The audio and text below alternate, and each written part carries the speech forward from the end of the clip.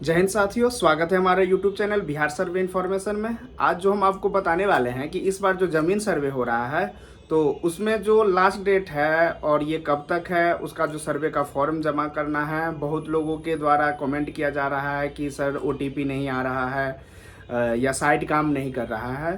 तो इसका जो जो डिपार्टमेंट जो राजस्व एवं भूमि सुधार विभाग की तरफ से जो लास्ट डेट अभी तक निर्धारित किया गया है वो 31 मार्च 2025 तक ही निर्धारित है।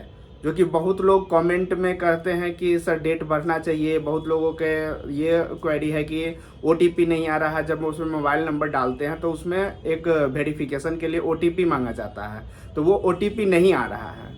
और उसके बाद बहुत जो अभी एक कुछ दिन पहले साइट में प्रॉब्लम था, लगभग महीनों बोल सकते हैं कि आप 15 से 20 दिन तक साइट काम ही नहीं किया गया, या तो बहुत जिलों में महीनों तक काम नहीं किया गया। फिर उसके बाद हुआ कि सबका जो सर्वर है वो नया नया बनाया गया परमंडल वाइज, तब जाके कहीं ना कहीं अब बीच में अभी से एक दो दिन पहले तक अच्छा से काम कर रहा था, लोग अप्लाई कर पा रहे थे। बट एक से दो दिन में अब ये भी देखने को मिल रहा है, हमने अभी चेक किया है कि जब आप मोबाइल नंबर डालते हैं तो उसमें जो OTP सत्यापन के लिए जो OTP मांगा जाता है वो OTP नहीं आ रहा है।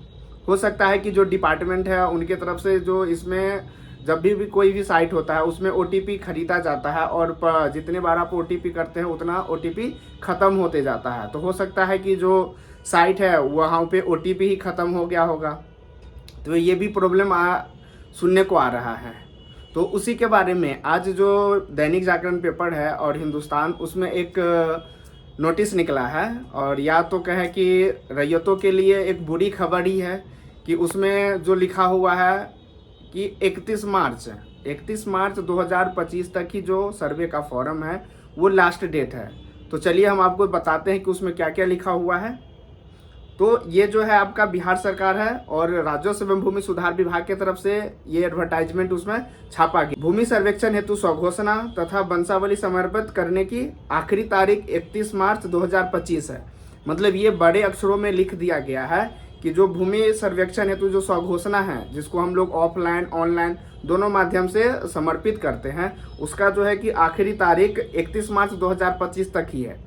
और इसमें लिखा हुआ है कि कृपया ध्यान दें। मतलब आम रैयतों के लिए एक तरह से जो अप्लाई कर दिए हुए हैं उनके लिए तो कोई दिक्कत नहीं है, बट जिनका कोई डॉक्यूमेंट्स दिक्कत है या वो अभी करने में असमर्थ है तो उनके लिए ये कहीं ना कहीं बुरी खबर है कि 31 मार्च 2025 से पहले अगर आप कर देते हैं तो बेटर है, नहीं करते हैं तो कहीं ना कहीं आपके लिए आने वाला दिन के लिए वो कठिनाई से कम नहीं होगा। क्योंकि जो सर्वे हो रहा है तो इसमें अगर आप डॉक्यूमेंट्स नहीं देते हैं तो आपको जो अभी प्रॉब्लम आने वाली है वो तो कुछ भी नहीं है। बट जब आगे जब किश्तवार होगा, उसके बाद जो खाना पूरी होगा, उस समय तक अगर आप साक्ष्य नहीं दे पाते हैं तो कहीं ना कहीं आपका जो ज़मीन है वो खतियानी रैयत के वंशज या कि बिहार सरकार के नाम से खोला जा सकता है, जिसका वीडियो ऑलरेडी हमने अपने चैनल पे बना रखा है कि अगर आप जो स्वघोषणा होता है वो अगर आप जमा नहीं कर पाते हैं तो उसके एवज में जो सर्वेक्षण काम हो रहा है, वो जो अभी सर्वे हो रहा है, उसमें उस ज़मीन का क्या किया जाएगा। वो खाता बिहार सरकार के नाम से खोल दिया जाएगा, या अगर आपका ज़मीन है, अगर आप स्वघोषणा नहीं जमा करते हैं फिर भी आपके नाम से खाता खुलेगा, या मतलब उसका क्या होगा, उसका पूरा डीपली जो जानकारी होता है वो हम आपको वीडियो में ऑलरेडी बता चुके हैं। आप मेरे चैनल पे जाएंगे और वहाँ पे सर्च करेंगे या देखेंगे तो आपको वीडियो सेक्शन में आपको दिख जाएगा कि अगर आप रैयत के द्वारा स्वघोषणा अगर नहीं जमा किया जाता है तो उस केस में क्या होगा उस जमीन का। तो बात करते हैं आगे इसमें और क्या लिखा हुआ है कि स्वघोषणा तथा वंशावली जमा करने हेतु वेबसाइट के बारे में बताया गया है कि अगर आप स्वघोषणा जो है ऑनलाइन अगर आप जमा करना चाह रहे हैं तो ये DLRS के साइट पे आप जाएंगे, वहाँ से आप कर सकते हैं। उसके बाद लिखा हुआ है कि विस्तृत प्रक्रिया, इसका जो प्रक्रिया है इसमें कैसे आप कर सकते हैं इसके बारे में इसमें ब्यौरा दिया हुआ है। सबसे प्रथम जो है उसमें लिखा हुआ है कि ऊपर दिए गए लिंक के माध्यम से स्वघोषणा हेतु प्रपत्र 2 डाउनलोड करें तथा प्रिंट आउट कराकर सभी विवरण भर दें। मतलब अगर आप ऑनलाइन इसमें अप्लाई करना चाहते हैं तो सबसे पहले तो आपको DLRS के साइट पे जाना है। वहाँ पे अगर आपके पास जो प्रपत्र सर्वे का जो फॉर्म होता है वो नहीं है तो वहाँ पे एक सेक्शन बना हुआ है कि जहाँ पे लिखा हुआ है प्रपत्र 2 यहाँ से डाउनलोड करें, उस पर आप क्लिक करते हैं तो आपका जो प्रपत्र 2 है वो डाउनलोड हो जाता है। तो उसमें वहाँ पे वंशावली के लिए भी है प्रपत्र 3(1) और जो दखल का फॉर्म आता है वो डाउनलोड करने के बाद उसको आपको ऑफलाइन भरना होता है। जो ज़मीन का डिटेल होता है, जो खाता, खेसरा, रकबा, फिर चौहद्दी, किस्म, ये भी मतलब ज़मीन जो आपका है वो किस प्रकार का है, उसमें मोबाइल नंबर, आधार संख्या, फिर जिनके नाम से सर्वे करवाना है उनका वहाँ पे साइन होना है या आप अंगूठा निशान लगा सकते हैं। तो ये चीज़ें आपको ऑफलाइन भरना है। अगर आप ऑनलाइन भी भरते हैं फिर भी आपको पहले ऑफलाइन भरना होता है, फिर उसके बाद जो आपको होता है उसमें अपलोडिंग का प्रक्रिया होता है। फिर उसी प्रकार वंशावली या बंटवारानामा की आवश्यकता होने पर प्रपत्र 3(1) को डाउनलोड कर सभी विवरण भर दें। मतलब जो अगर खतियानी है, केवाला है या कोई भी ज़मीन है और जिनके नाम से रसीद कट रहा है या जिनके नाम से केवाला है, वो अगर जीवित व्यक्ति है तो उसमें सिर्फ प्रपत्र 2 लगना है। प्रपत्र 2 मतलब प्रपत्र 2 का फॉर्म ही आता है, वो सिर्फ 1 पेज का होता है जिसमें उसका पूरा ब्यौरा लिखा जाता है, वो सिर्फ आपको भरना है प्रपत्र 2।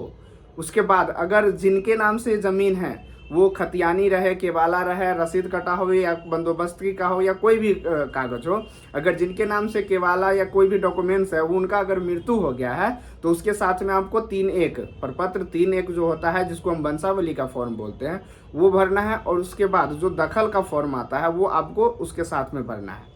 और ये कैसे भरेगा उसको, मतलब कैसे उसमें क्या क्या लिखना होता है, जो दर्ज करना होता है उसका डिटेल, उसका भी वीडियो ऑलरेडी हमारे चैनल पे अवेलेबल है। आप वहाँ पे जाके देख सकते हैं कि प्रपत्र 2 खतियान अगर है या केवाला है उस केस में हमको क्या क्या भरना है और कौन कौन सा डॉक्यूमेंट्स लगेगा। उसके बाद आगे लिखा हुआ है कि स्वघोषणा हेतु प्रपत्र 2 समर्पित करें, लिंक पर क्लिक कर अपना जिला चुनें।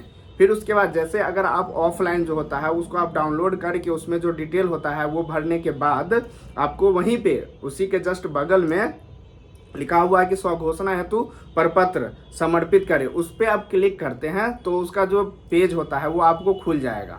फिर उसमें जो आपका डिटेल है, प्रपत्र में आवेदक अपना विवरण, नाम, मोबाइल नंबर, आधार नंबर इत्यादि भरे तथा वेरीफाई मोबाइल पर क्लिक करें।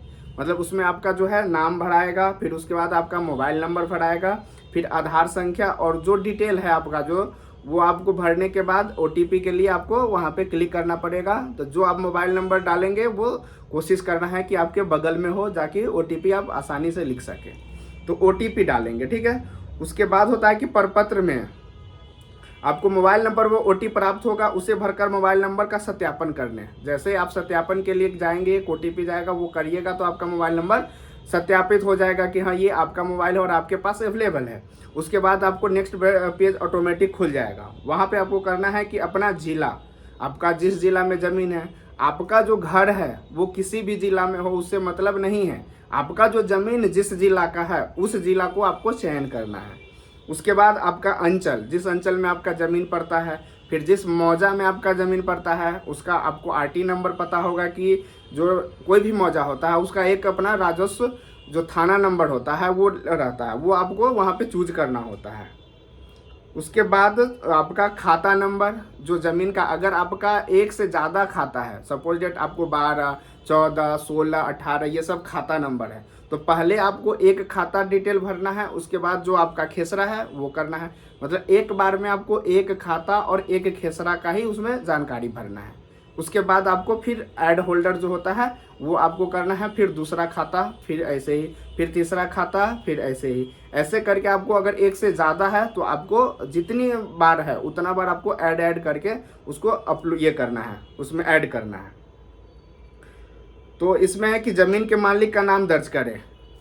अगर जिनके नाम से आपको सर्वे करवाना है तो उनका अगर एक आदमी है तब तो आपको जितने बार खाता खेसरा करेंगे वो नाम वही रहेगा, सिर्फ आपको ऐड करते चले जाना है। बट उसमें है कि अगर 2 फरीक है और 2 आदमी का नाम से सर्वे करवाना है तो पहला बार में आपको जितना खाता खेसरा है उसको करके और एक ही आदमी के नाम से पहले आपको ऐड कर देना है। मतलब आपका सपोज डेट कि 5 को खाता है और 10 खेसरा है, तो एक नाम पहले आप कर दिए जो फर्स्ट रैयत है जिनके नाम से खतियान बनाना है, वो फर्स्ट अगर रैयत है तो उनका नाम डाल के 10 बार आपको ऐड करके आपको ऐड करना है जितने खाता खेसरा है। फिर दूसरा जो रैयत है तो उसमें क्या होगा कि रैयत का नाम चेंज हो जाएगा, बट आपको खाता खेसरा जो है वो जो आप पीछे किए हुए हैं दूसरे रैयत के नाम से उसमें फिर आपको ऐड करते जाना है। मतलब अगर आपका 2 खाता खेसरा है तो आपको 2 बार एक रैयत को 2 बार ऐड करना है, फिर दूसरे रैयत को भी 2 बार ऐड करना है। तो ये आपको ऐड करना है। उसके बाद प्रपत्र 2 आवश्यकतानुसार प्रपत्र 3.1 अगर आपको उसमें जो जरूरी पड़े हो, पहले हम बता दिए हैं कि अगर जो रैयती जमीन है और वो जिनके नाम से जमीन है वो अगर जीवित है तो उसमें सिर्फ आपको प्रपत्र 2 भरना है। तो इसी में है कि आवश्यकता, अगर आपको लग रहा है कि ये जमीन में वंशावली लगना है तो आप उसमें वंशावली लगा देंगे। प्रपत्र 2 आवश्यकतानुसार प्रपत्र 3.1 तथा लगान रसीद, ऑनलाइन जमाबंदी पंजी सहित जमीन के हित अर्जित करने का साक्ष्य जैसे विक्रय पत्र, खतियान, बंटवारानामा इत्यादि, इन सभी दस्तावेजों का एक साथ पीडीएफ बना ले जिसका साइज 3 MB से कम हो। मतलब आपका जो है प्रपत्र जो आपने भरा है, जो प्रपत्र 3.1 इसका, उसके बाद रसीद कटाए हैं, जमाबंदी पंजी है, केवाला है, खतियान है, बंटवारानामा है, फिर जिनके नाम से सर्वे कराना है उनका आधार कार्ड, इस सबको क्या करना है, किसी भी ऐप्स के माध्यम से आप उसको स्कैन करके 3 MB से, इसका ख्याल रखना है कि 3 MB से अंदर वो ज़्यादा नहीं हो, उसका PDF बना लेना है और उसको सेव करके एक जगह रख देना है जब अप्लाई करते हैं उस समय के लिए। उसके बाद है कि उपयुक्त PDF को सेव बटन के माध्यम से स्वघोषणा प्रपत्र समर्पित कर रेफरेंस ID भविष्य के लिए उपयोग हेतु सुरक्षित रख ले। मतलब जैसे ही आप PDF बना के रख लेते हैं उसमें PDF के लिए आपको अपलोड करने का ऑप्शन देता है, वहाँ पे जाएंगे, जो PDF आपने बनाया है 3 MB के अंदर उसको आप वहाँ अपलोड करेंगे और वो करने के बाद जैसे आप ओके बटन पे क्लिक करते हैं तो आपको एक रेफरेंस ID मिलता है और वो आपको सुरक्षित रख लेना है। उसके बाद जैसे उसको ओके बटन करते हैं तो फिर आपको थैंक यू लिखा होता है और वही रेफरेंस ID में एक तरह से रिसीविंग मिल जाता है।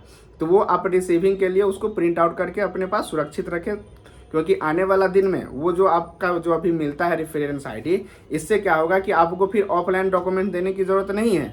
वो जो आप ऑनलाइन अप्लाई करते हैं वो जो भी आपके सर्वे अमीन है, सर्वे कर्मी है, वो उनके तरफ चले जाता है।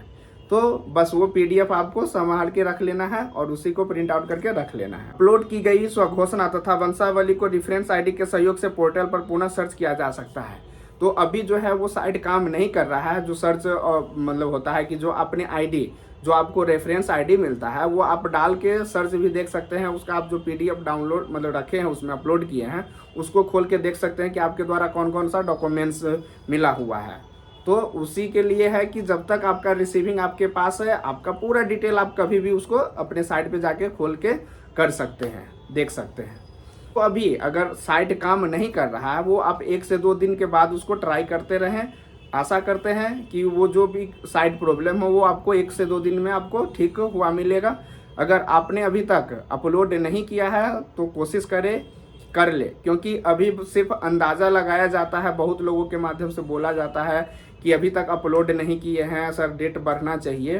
तो बस ये अभी सिर्फ अंदाज़ा ही लगाया जा सकता है और ये पूरी 100% सरकार पे, डिपार्टमेंट पे डिपेंड करता है कि उनका क्या मंशा है और वो क्या चाहते हैं। हमारे कहने से या आपके कहने से डेट बढ़ नहीं जाएगा। अगर उनको ऐसा लगा कि नहीं डेट बढ़ना चाहिए, जो टेक्निकल एरर आई है उसके कारण कम स्वघोषणा यहाँ पे समर्पित किया गया है, तो वो ज़रूर बढ़ाएंगे। बट अपने तरफ से कोई गलती नहीं करना है, अभी भी टाइम है, आपको 31 मार्च तक टाइम है। आप कोशिश करें कि 31 मार्च से पहले इसको अपलोड कर लें। और अगर आपको सर्वे से रिलेटेड कोई भी दिक्कत हो या कोई भी आपको सवाल क्वेरी हो तो आप जो भी हमारे चैनल पे वीडियो देखते हैं उस वीडियो के कमेंट बॉक्स में आप ज़रूर कमेंट करें, हम आपका रिप्लाई ज़रूर करेंगे। इस वीडियो में भी आपको क्या लगता है कि सर्वे का डेट अभी भी बढ़ना चाहिए, जो स्वघोषणा का डेट है, तो आप इस वीडियो के कमेंट बॉक्स में ज़रूर लिखें। वीडियो देखने के लिए धन्यवाद।